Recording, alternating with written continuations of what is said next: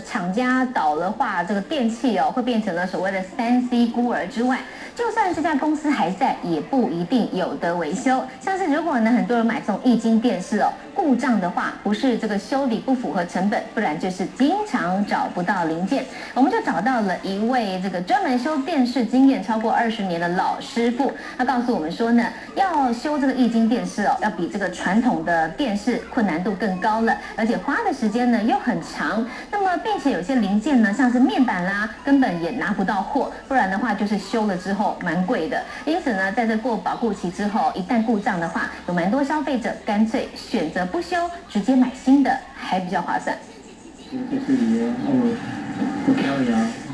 张老板小心翼翼地把面板拆开检查，每个动作都不敢大意，万一不小心撞到，整块面板可能因此报销。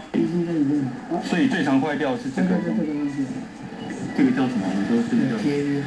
就是因为零件太精细，有超过20年维修经验的张老板，还是得张大眼睛，小心翼翼。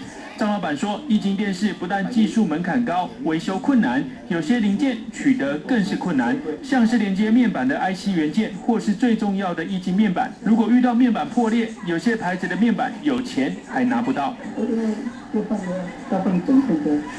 找得到这个材料吗？很难找。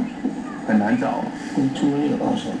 我们来到专门维修液晶电视的店家，你可以看到呢，客厅摆满了各式各样的液晶电视，而店家为了修理民众呢可能遇到的问题，也准备了各种的零件。张老板说，如果电视的画面出现扭曲或是一整片的杂讯，就要拆开面板检查到底是面板控制模组还是 IC 元件出问题。光是检查就得耗上一段时间。如果是 IC 元件出问题，光是更换连接面板的 IC 元件，至少就要3到5千元。如果面板破裂，换一整块的面板，至少要5000元起跳，价格至少是原厂的一半。每一块面板的型号都不一样，这必须要找到一样的，对不对？